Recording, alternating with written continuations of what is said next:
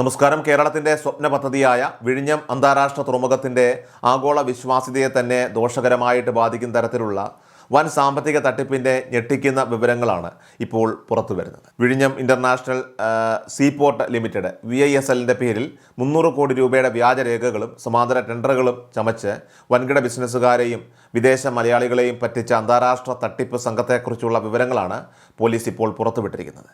തുറമുഖ അതോറിറ്റിയുടെ ഔദ്യോഗിക മുദ്രകളും സീലുകളും വ്യാജമായി നിർമ്മിച്ച് സംസ്ഥാന സർക്കാരിൻ്റെ കീഴിലുള്ള വലിയൊരു പ്രൊജക്റ്റിൻ്റെ ഉപകരാർ തനിക്ക് ലഭിച്ചുവെന്ന് വിശ്വസിപ്പിച്ചാണ് പ്രതി കോടികൾ തട്ടിയെടുത്തത്. ഈ വലിയ അഴിമതിയുമായി ബന്ധപ്പെട്ട് മലപ്പുറം അരീക്കോട് സ്വദേശിയായിട്ടുള്ള സൽമാനുൻ ഫാരിസ് എന്നയാൾക്കെതിരെ വിഴിഞ്ഞം സ്പോട്ട് ചീഫ് എക്സിക്യൂട്ടീവ് ഓഫീസറുടെ പരാതിയിൽ തമ്പാനൂർ പോലീസ് കേസെടുക്കുകയും ഇയാൾക്കായിട്ട് ലുക്കൌട്ട് നോട്ടീസ് പുറപ്പെടുവിക്കുകയും ചെയ്തിട്ടുണ്ട്. സംസ്ഥാന സർക്കാരിൻ്റെ ഉന്നത ഉദ്യോഗസ്ഥരുടെ പേരും പദവികളുമൊക്കെ ദുരുപയോഗം ചെയ്താണ് പ്രതി നിക്ഷേപകരെ വലയിലാക്കിയത് എന്നതാണ് ഇവിടെ ഈ കേസിൻ്റെ ഗൗരവം വർദ്ധിപ്പിക്കുന്നത്. മുൻ വിഴിഞ്ഞം CMD ആയിരുന്ന ദിവ്യ S. അയ്യർ ഉൾപ്പെടെയുള്ള പ്രമുഖ IAS ഉദ്യോഗസ്ഥരുടെ വ്യാജ ഒപ്പുകളും ഓഫീസ് സീലുകളും നിർമ്മിച്ചാണ് പ്രതി ഈ തട്ടിപ്പ് ആസൂത്രണം ചെയ്തത്. വലിയ തുകകൾ വിഴിഞ്ഞ പദ്ധതിയിൽ നിക്ഷേപിക്കാൻ താൽപ്പര്യമുള്ള പ്രവാസികളെ ലക്ഷ്യമിട്ടായിരുന്നു ഈ മാഫിയയുടെ പ്രവർത്തനം മുഴുവനും. എന്നാൽ ഭരണകൂടത്തിൻ്റെയും പോലീസിൻ്റെയും കൺമുന്നിൽ ഇത്രയും വലിയൊരു അന്താരാഷ്ട്ര വ്യാജരേഖ ചതി നടന്നിട്ടും സംസ്ഥാന രഹസ്യാന്വേഷണ വിഭാഗത്തിനോ പോലീസിനോ ഇത് യഥാസമയം കണ്ടെത്താനായിട്ട് കഴിയാതിരുന്നതിൽ വലിയ തോതിലുള്ള ആക്ഷേപങ്ങളും വിമർശനങ്ങളും ഒക്കെ തന്നെ ഇപ്പോൾ ഉയർന്നു വരുന്നുണ്ട്. കേസിൻ്റെ തുടക്കത്തിൽ അന്വേഷണ വിവരങ്ങളൊക്കെ തന്നെ അതീവ രഹസ്യമായി വയ്ക്കാൻ അധികൃതർ ശ്രമിച്ചതും ഇതിന് പിന്നിൽ മറ്റ് ഉന്നതരായിട്ടുള്ള വൻ സ്രാവുകൾക്ക് പങ്കുണ്ടോ എന്നുള്ള കാര്യവും സംശയം ഇപ്പോൾ ബലപ്പെടുത്തുന്നുണ്ട്.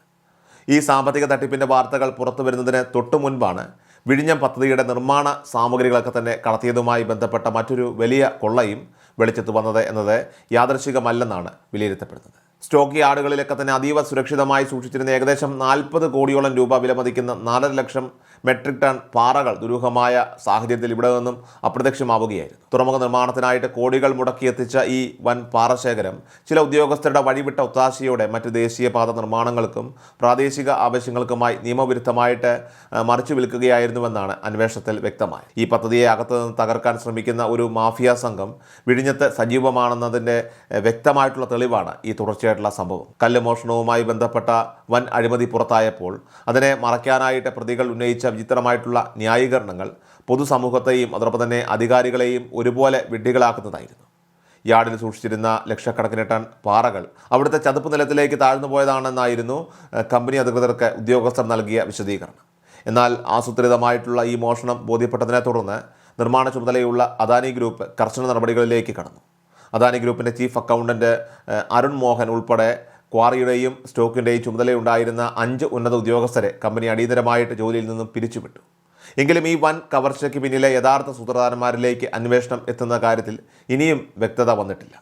തുടർച്ചയായി ഉണ്ടാകുന്ന ഈ പ്രതിസന്ധികൾ വിഴിഞ്ഞം തുറമുഖത്തിൻ്റെ 2ാം ഘട്ട വികസന പ്രവർത്തനങ്ങളെ പൂർണ്ണമായിട്ട് നിശ്ചലമാക്കുന്ന അവസ്ഥയിലേക്കാണ് കാര്യങ്ങൾ എത്തിച്ചിരിക്കുന്നത്.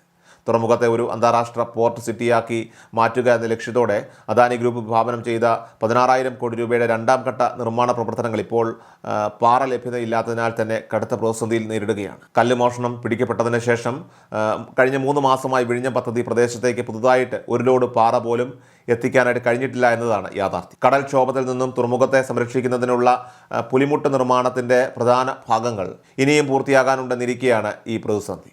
2ാം ഘട്ട വികസനം സമയബന്ധിതമായിട്ട് പൂർത്തിയാക്കാൻ മൊത്തം 77 ലക്ഷം ടൺ പാറ ആവശ്യമായെടുത്ത് അടിയന്തര ആവശ്യങ്ങൾക്കായി മാത്രം കുറഞ്ഞത് 50 ലക്ഷം ടൺ പാറയെങ്കിലും നിലവിൽ ആവശ്യമുണ്ട്. ഈ പദ്ധതിക്ക് ആവശ്യമായ പാറ കണ്ടെത്താനായിട്ട് അധികൃതർ ബുദ്ധിമുട്ടുമ്പോഴാണ് ഉള്ള പാറ മുഴുവൻ ഉദ്യോഗസ്ഥരും കള്ളന്മാരും ചേർന്ന് കള്ളക്കടത്ത് നടത്തിയത്. ഒരു വശത്തെ പദ്ധതിയുടെ ഉള്ളിലുള്ളവർ തന്നെ കോടികളുടെ നിർമ്മാണ സാമഗ്രികൾ കടത്തി വിഴിഞ്ഞത്തെ തകർക്കുമ്പോൾ മറുവശത്തെ സൽമാനുൽ ഫാരിസിനെ പോലെയുള്ള തട്ടിപ്പുകാർ 300 കോടിയുടെ വ്യാജരേഖകൾ ചമച്ച് അന്താരാഷ്ട്ര തലത്തിൽ പദ്ധതിയുടെ വിശ്വാസ്യത ഇല്ലാതാക്കുകയാണ്.